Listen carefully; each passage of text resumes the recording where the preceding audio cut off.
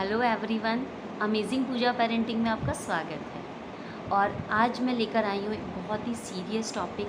शायद वैसे तो सभी सोचते हैं, क्योंकि आज का टाइम ऐसा है कि ये टॉपिक ही ऐसा है कि सभी लोग इस बारे में टेंशन करते हैं।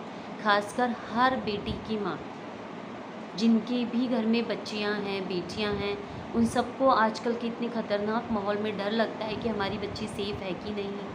लेकिन छोटी छोटी बातों का अगर हम ध्यान रखेंगे तो हम अपने बच्चों को इस एनवायरनमेंट से बचाने की कोशिश कर सकते हैं। लेकिन मैं आपको एक बात स्टार्टिंग में ही बता दूं कि ये डर सिर्फ बेटियों के साथ ही नहीं है, बेटों के साथ भी है।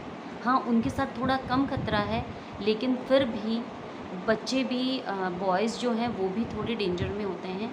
तो हमें दोनों के साथ ही थोड़ा सा ध्यान रखना होता है। आप अगर आपकी बेटी हैं तो आपको सबसे इम्पॉर्टेंट चीज़ ये है कि जितने भी रेप के केसेस होते हैं वो अनजान लोगों से ज़्यादा रिलेटिव्स में पाए गए हैं। अगर आप पेपर पढ़ते हैं या स्टडीज़ जो देखी है आपने, कि जो भी हैं वो नोन लोगों के साथ ही होता है। क्यों होता है? क्योंकि बच्चे अनजानों के साथ नहीं जाते हैं। तो ज़्यादा खतरा अनजानों से नहीं है, जानकारों से है। तो आप सबसे पहले आपको ये ध्यान रखना है कि चाचा, मामा, ताऊ, काका, मौसा, कोई भी हो, आपको किसी भी मेल के साथ में अपने बच्चे को अकेले नहीं भेजना है। सब रिलेटिव बहुत अच्छे होते हैं, मैं नहीं कहती कोई गलत है, लेकिन गलत सिचुएशन बनने में टाइम नहीं लगता है। इसलिए आप जहाँ तक को बच्चे को अपने पास रखें, अपने ही अंडर सुपरविज़न में उसको रखें। कि ये नहीं कि कोई जा रहा अकेले, भाई चलो बच्चे को ले जाओ। और अगर बच्ची थोड़ी बड़ी है, 10-11 साल की है, मोबाइल हैंडल कर सकती है और आपको बहुत पास में भेजना है, तो आप भेज सकते हैं। क्योंकि हम इतना डर के भी नहीं जी सकते हैं, हर जगह हम उसे प्रोवाइड नहीं हो सकते हैं।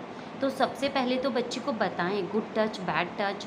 दूसरी, एक फ़ीमेल में ये स्पेशल बोलते हैं जिसको, एक गुण होता है या सिक्स सेंस होती है कि उसे पता चल जाता है कि किसकी गलत हरकत, मतलब किसके मन में या किसकी नज़रें ख़राब हैं। तो अगर बच्ची 10-11 साल की है तो डेफ़िनेटली वो ये चीज़ समझ सकती है कि जो सामने वाला इंसान है उसकी नज़रें, उसकी बातें, उसका टच अच्छा है या गंदा है। हर एक टच गंदा नहीं होता है। प्यार में भी हम बच्चे को बहुत उससे प्यार करते हैं, और जेंट्स को भी हक है कि वो बच्ची को प्यार करें, उनको भी प्यार आता है, लेकिन वो बच्ची खुद समझ जाती है। तो बच्ची से एक तो रिलेशन इस तरह के बनाएं कि वो इस तरह की बातें आपसे शेयर करें, आपको बताए कि मम्मी अंकल अच्छे नहीं है या ये मौसा मामा। तो ये नहीं आप उनको झिड़क दो। अगर ऐसा करोगे तो वो बच्चे आपको दोबारा कभी भी नहीं बताएगी। बहुत डरे हुए, एक तो वो जो बात बताएगी आपको बहुत ही सोचकर, कई दिनों की शर्म के बाद वो आपसे शेयर करेगी। और अगर उसमें आपने उसको झिड़क दिया तो ये समझ लीजिए आपने अपनी बच्ची की बातें, सीक्रेट शेयर करने का दरवाज़ा हमेशा के लिए बंद कर दिया है। तो प्लीज़ मेरी आपसे रिक्वेस्ट है, अपनी बच्ची की एक क्लोज़ फ्रेंड बने। आजकल के बच्चे, मैं मानती हूँ, थोड़े बदमाश होते हैं, थोड़ा अच्छा नहीं बोलते हैं, वो चीज़ें अलग हैं। लेकिन अगर आप एक बेटी की माँ हैं तो इस चीज़ में थोड़ी ओपननेस रखें, खुलकर बोले कि बेटा कोई भी हो, चाहे वो मेरा ही भाई क्यों ना हो, मेरा ही कोई रिलेटिव क्यों ना हो।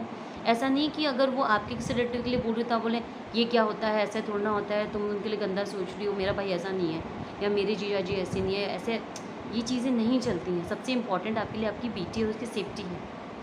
तो आप उसे ओपन करके बात करके रखें कि बेटा कोई भी हो, चाहे वो मामा ही क्यों ना हो, चाहे वो मौसा जी ही क्यों ना हो, चाहे वो चाचा ही क्यों ना हो, आपको डरने की ज़रूरत नहीं है, चाहे वो दादा ही क्यों ना हो। और कई बार तो पापाओं के साथ भी ये केसेस सुनने या पढ़ने को मिले हैं। तो बहुत थोड़ी सिचुएशन आजकल ऐसी हो गई है, लेकिन कोई बात नहीं, आप उसे बिल्कुल फ्रैंकली बार बार ये बोल कर रखिए कि बेटा कोई भी हो, जो भी प्रॉब्लम आपको कुछ भी फील हो, आप मुझे अकेले में आके बताएं, घबराने की बिल्कुल ज़रूरत नहीं है। और टाइम टू टाइम आप उसे पूछ भी सकती हैं, आप वेट ना करें कि वही आकर आपको बताएगी तभी ठीक है, नहीं तो सब कुछ एवरीथिंग इज़ फाइन। कई बार बच्चे झिझकते हैं, बहुत उसमें होते हैं, तो थोड़ा-सा उनसे आप अपनी बेटी के साथ अकेला टाइम हर थोड़े-थोड़े टाइम में आप स्पेंड करें, उसके साथ घूमने जाएँ बाहर, तब उससे फ्रेंडली टॉक करें, कहीं कुछ खा लीजिए। घर में कोई अकेलापन मिलता है तो वहाँ पे आप जस्ट फ्रेंडली बातें करें इस तरह से, तो बच्ची आपके साथ थोड़ी ओपन अप हो जाएँगी। और भी उसको चीज़ें आप सेफ्टी की बता सकती हैं, मुझे बताने की ज़रूरत नहीं है। हर माँ मेरे से ज़्यादा अवेयर होती हैं, रहती हैं बहुत ज़्यादा अच्छे से। और दूसरी जो सबसे ज़रूरी बात थी वो थी बेटों को लेकर। कि बच्चे जो होते हैं छोटे, चाहे वो लड़कियां तो हैं तो आप पता ही है, हमें सेफ़ रखना है, उनको अपने पास रखना है। लेकिन अगर बॉयज़ भी हैं तो आजकल बॉयज़ के साथ भी इस तरह के बहुत से केस होते हैं, और वो एक भी घटना बच्चे के दिमाग पे लाइफ टाइम के लिए फिट हो जाती है और उसके विकास में बहुत बड़ी परेशानी होती है।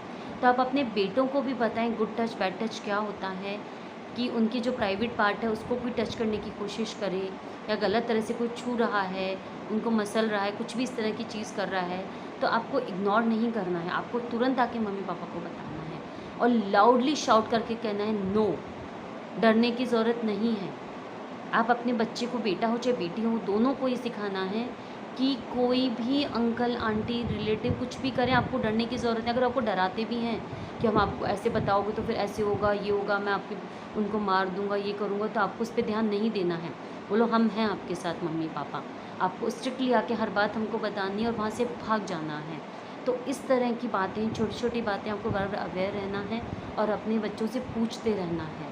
मैं अपने बच्चे से हर थोड़े टाइम में अपने बेटों से पूछती हूँ कि बेटा ऐसा कुछ होता है नहीं, आपको डरना नहीं है, किसी से भी डरने की ज़रूरत नहीं है।